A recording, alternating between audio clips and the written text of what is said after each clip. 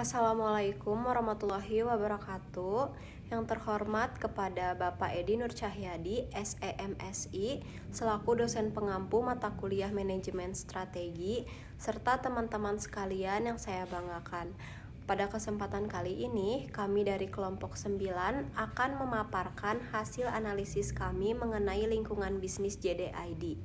Sebelum memasuki ke pembahasan utama, izinkan saya memperkenalkan rekan-rekan kelompok saya, yaitu ada Raihan Dwi Putra Andira dengan NIM 1124, lalu ada saya sendiri, Memei Meilani dengan NIM 1127, selanjutnya ada Resa Asari dengan NIM 1142, dan yang terakhir ada Novita Dwi Rahman dengan NIM akhir 1144. Selanjutnya, mari kita lanjutkan ke pembahasan utama.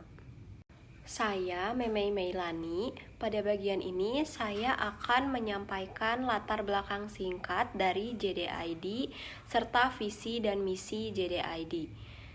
Nah, jadi JDID itu merupakan cabang dari JD.com, yaitu perusahaan e-commerce asal Tiongkok yang didirikan oleh Liu Qiangdong pada tahun 1998. Awalnya, perusahaan ini bergerak dalam penjualan produk elektronik di Beijing. Seiring dengan berjalannya waktu, JD.com ini mengalami perkembangan yang dibilang cukup pesat hingga menjadi salah satu perusahaan retail daring terbesar di Tiongkok dan berhasil masuk dalam daftar Fortune Global 500. JDID sendiri mulai beroperasi di Indonesia pada bulan Oktober tahun 2015.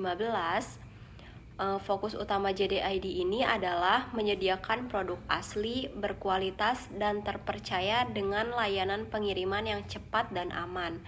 Melalui model bisnis ini, JDID ini memberikan pengalaman belanja online yang mudah, nyaman, dan dapat diandalkan oleh masyarakat Indonesia.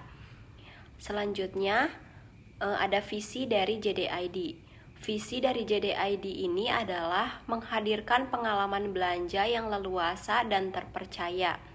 Lalu, misi dari JDID sendiri adalah yang pertama, menyediakan produk-produk yang terakurasi, asli, premium, yang memiliki harga kompetitif. Yang kedua, memberikan layanan yang dapat diandalkan dan dipercaya.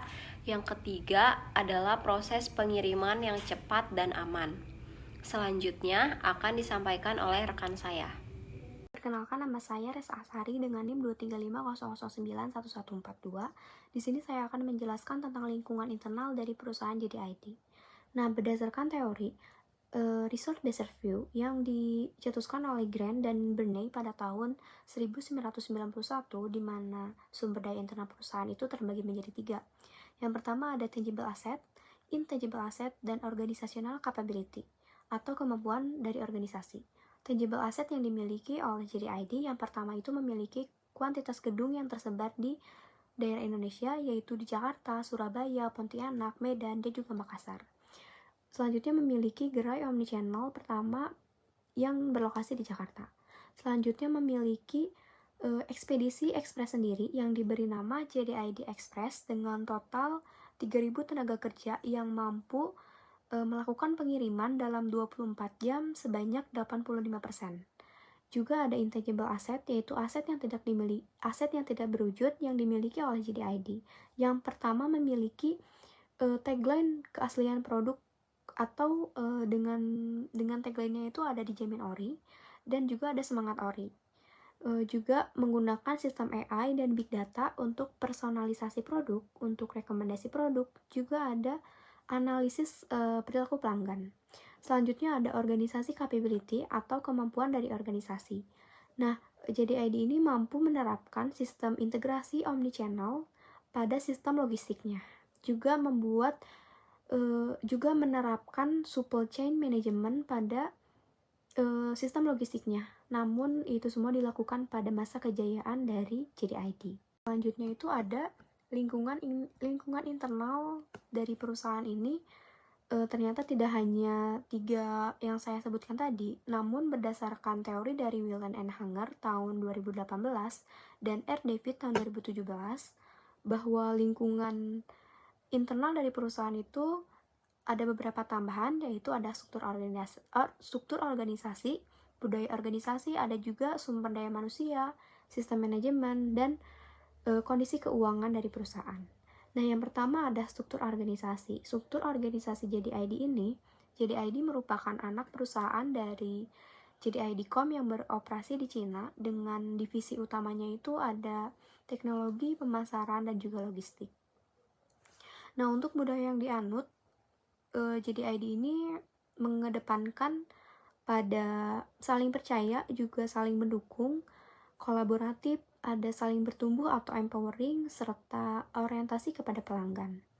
Yang ketiga ada sumber daya manusia, di mana pada masa kejayaannya sebelum ada pemutusan hubungan kerja, JDID memiliki 1.500 karyawan dengan spesialisasi teknologi, juga logistik, dan customer service.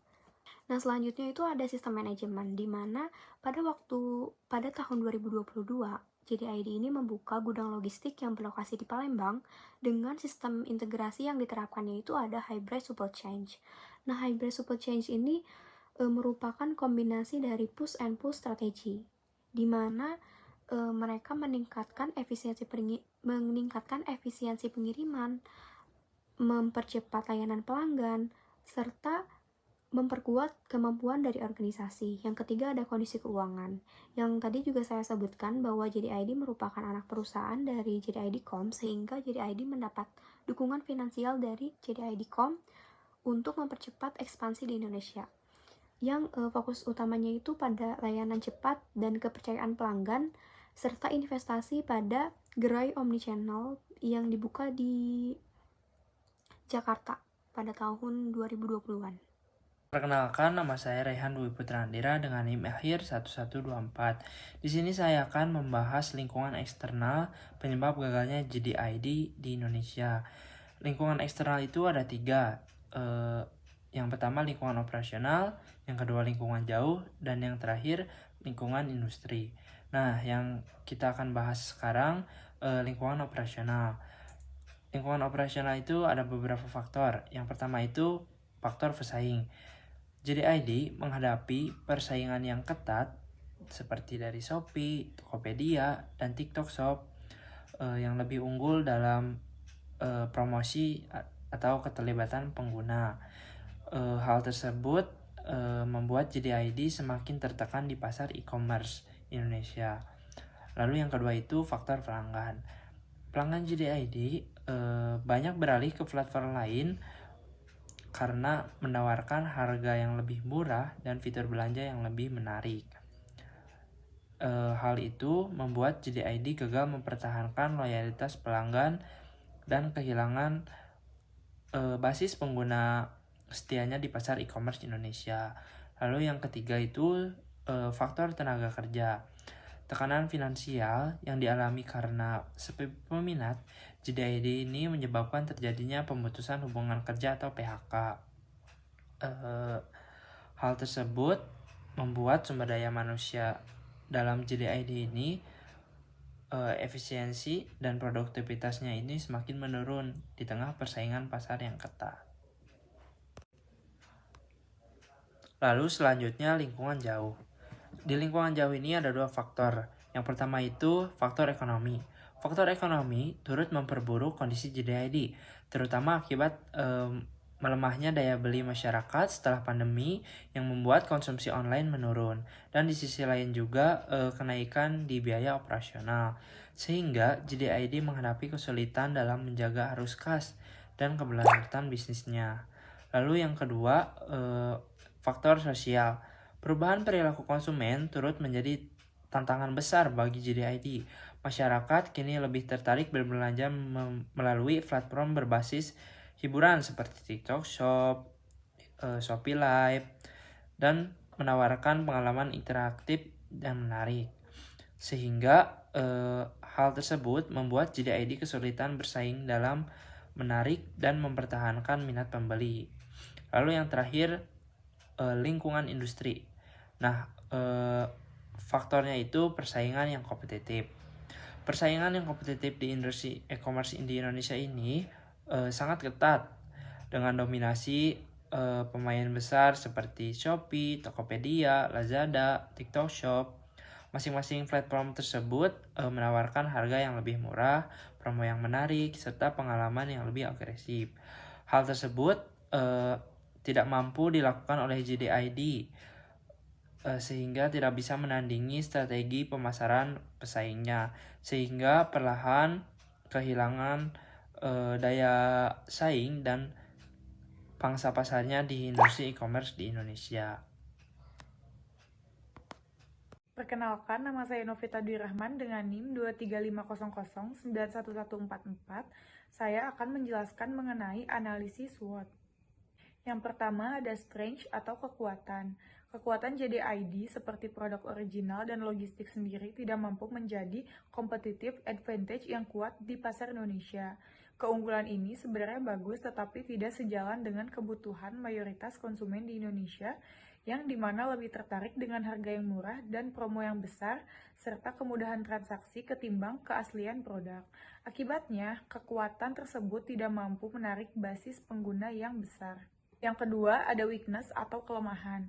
Kelemahan paling besar dari JDID yaitu terletak pada kurangnya agresivitas promosi, tingginya biaya operasional, dan strategi yang tidak sesuai dengan perilaku konsumen lokal.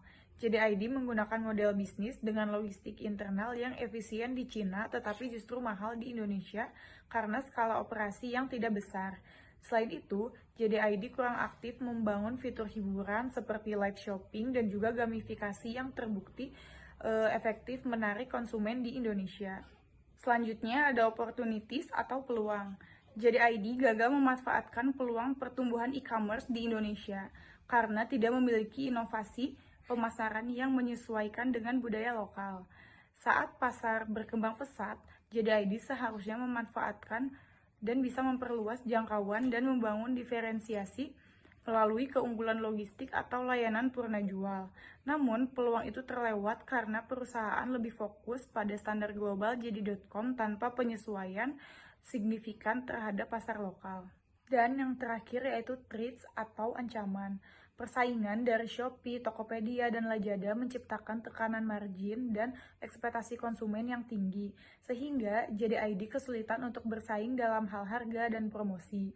Dominasi pemain besar membuat biaya akuisisi pelanggan JDID meningkat tajam. Di sisi lain, JDID melakukan efisiensi global dan mengurangi pendanaan untuk pasar non-utama seperti Indonesia, sehingga JDID tidak mampu mempertahankan operasional dalam jangka yang panjang di Indonesia. Demikian penjelasan yang dapat kami sampaikan. Mohon maaf apabila terdapat kekeliruan dalam penyampaian kata maupun pengucapan. Terima kasih atas perhatiannya. Wassalamualaikum warahmatullahi wabarakatuh.